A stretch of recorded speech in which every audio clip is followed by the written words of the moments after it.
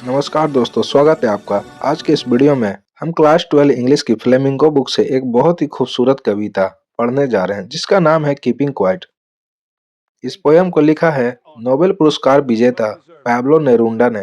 Pablo नेरुंडा कहते हैं यह पोयम आज के दौर में बहुत जरूरी है क्योंकि यह हमें भागदौड़ भरी जिंदगी में रुकने, शांत रहने और समझने की सीख देती है। तो चलिए इस पोयम को लाइन बाय लाइन समझते हैं।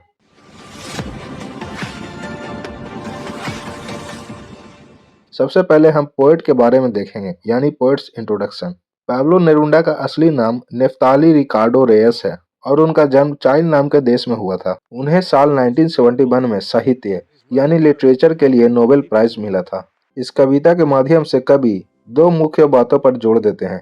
पहला, क्वाइट इंट्रोस्पेक्शन यानी शांत रहकर अपने अंदर झांकना और अपने आप को समझना, और दूसरा म्यूचुअल अंडरस्टैंडिंग यानी इंसानों के बीच में आपसी समझ को बढ़ाना और आपस में मिलजुल कर रहना। तो चलिए हम देखते हैं स्टैंजा 1, काउंटिंग टू 12। पोयम की शुरुआत में कवि कहते हैं, now we will count to 12 and we will all keep still. Now we will count to 12 and we will all keep still. कवि कहते हैं अब हम 12 तक गिनती गिनेंगे और हम सब एकदम शांत हो जाएंगे। अब सवाल आता है कि 12 तक ही क्यों? इसके कई मतलब हो सकते हैं। यहाँ 12 का मतलब घड़ी के 12 घंटे या साल के 12 महीने भी हो सकते हैं। पोएट चाहते हैं कि हम किसी तरह समय चक्र से बाहर निकलें और बस एक पल के लिए रुक जाएं।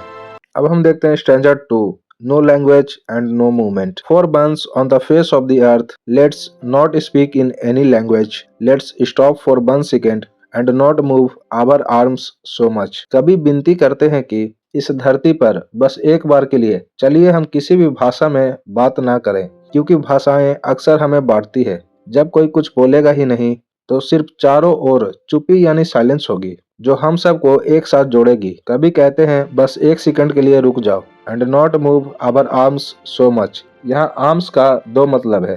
पहला हमारे हाथ यानी कि फिजिकल मूवमेंट, और दूसरा हथियार यानी वेपन। कवि कहते हैं हम ना कोई शारीरिक हलचल करें और ना ही हथियारों का इस्तेमाल करें, बस पूरी तरह स्थिर हो जाएं। Anybody said, don't use weapon? Yes, sir. अब हम देखते हैं स्टैंजा 3, द एक्सोटिक मूवमेंट, अनोखा पल। It would be an exotic movement without rush, without engines, we would all be together in a sudden strangeness. सोचिए वो पल कितना अनोखा और कैसा होगा जब सारे लोग एकदम शांत हो जाएं। पोएट कहते हैं वो पल बहुत ही एक्सोटिक यानी अनोखा होगा। ना कोई जल्दबाजी होगी, ना कोई शोर। सारी मशीनें, गाड़ियां, फैक्ट्रियां सब शांत पड़ जाएगी। उस सन्नाटे में हम सब एक साथ होंगे। यह एक अजीब सा एहसास होगा क्योंकि हमने पहले कभी ऐसी पूर्ण शांति का अनुभव नहीं किया है। हम सब उस चुप्पी में एक साथ एक दूसरे से जुड़ा हुआ महसूस करेंगे। अब यहाँ पर एक क्वेश्चन आता है, अब इस पूर्ण शांति का प्रकृति यानी नेचर पर क्या असर होगा? जिसका जवाब हम स्टैंजा 4 में देखेंगे। Nature healing, fisherman in the cold sea would not harm whales and the man gathering salt would look at his hot hands. Poet कहते हैं ठंडे समुद्र में मछुआरे व्हेल्स मछलियों का शिकार करना बंद कर देंगे, यानी इंसान प्रकृति को नुकसान पहुंचाना बंद कर देगा। Stop hunting the whale fish and throw your weapon! But we need it! No! Do it now! और वैसे मजदूर जो नमक इकट्ठा करते करते अपने हाथों को घायल कर चुके हैं, जब वो रुकेंगे तभी उन्हें वक्त मिलेगा कि अपने घायल हाथों को देख सकें। देखो कितना दुखता है, हाथ तो पूरा छिल गया। रोज का काम है बेटा। आराम कर लो। यहाँ पोएट का कहना है कि हम प्रोग्रेस यानी तरक्की की दौड़ में खुद को तकलीफ दे रहे हैं। यह कीपिंग क्वाइट का वक्त है। इस दौरान हमें अपने पीड़ा को देखने और उसे ठीक करने का वक्त मिलेगा। अब हम इस पोयम के अगले पेज में चलते हैं जहाँ कभी युद्ध यानी वॉर की बात करते हैं। अब हम देखते हैं स्ट्रेंजा 5, वॉर्स एंड ब्रदरहुड।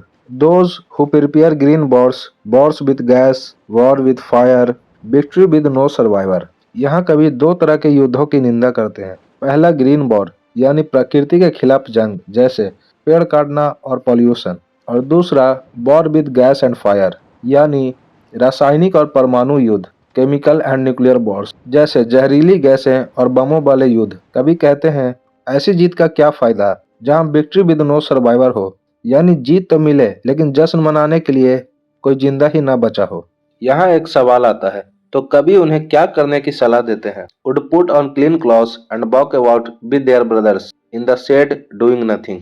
वो चाहते हैं कि युद्ध करने वाले लोग अपने खून से सने हुए कपड़े उतार कर साफ कपड़े यानी क्लीन क्लॉथ्स पहने। इसका मतलब है कि वो अपनी सोच को बदले और शांति का रास्ता अपनाए। वो अपने दुश्मनों को भाई मानकर उनके साथ शांति की छाव में चले। अब हम देखते हैं स्ट्रेंजर 6 स्टिलनेस वर्सेस डेथ।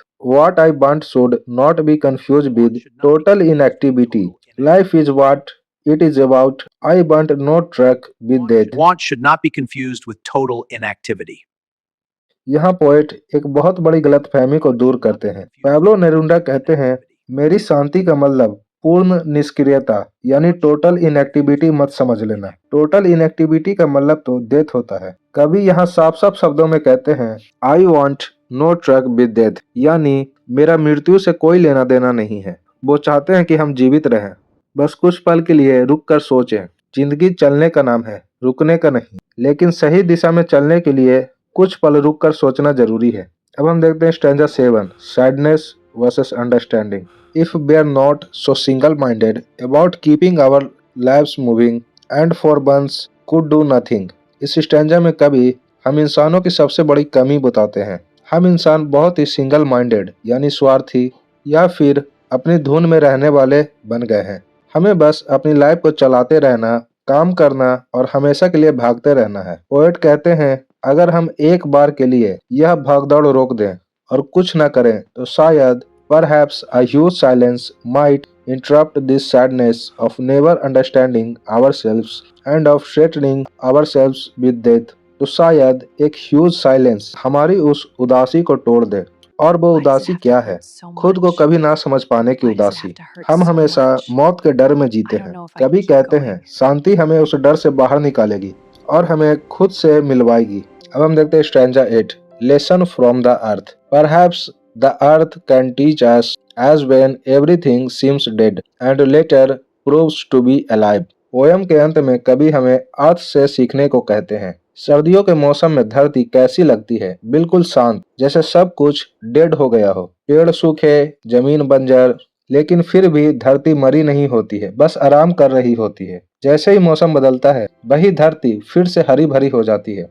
इसी तरह कीपिंग क्वाइट का मतलब मरना नहीं है, बस कुछ समय के लिए शांत होकर आराम करना है, जिससे हम नई ऊर्जा और ताजगी के साथ वापस लौट सकते हैं। और इस पोयम की आखिरी 2 लाइनों में पोएट कहते हैं, now I will count up to 12 and you keep quiet and I will go. Now I'll count up to 12 and you keep quiet and I will go.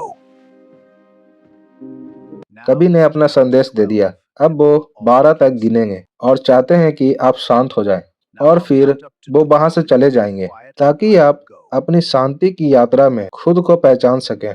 तो दोस्तों, यह पोयम हमें सिखाती है कि शांति कोई कमजोरी नहीं है, बल्कि एक ताकत है। यह हमें खुद को, दूसरों को और प्रकृति को समझने का मौका देती है। उम्मीद है आपको कीपिंग क्वाइट का यह डिटेल एक्सप्लेनेशन समझ आया होगा। अगर आपको यह एक्सप्लेनेशन पसंद आया हो तो वीडियो को लाइक करें, शेयर करें अपने दोस्तों के साथ और चैनल को सब्सक्राइब करना ना भूलें। मिलते हैं अगले वीडियो में।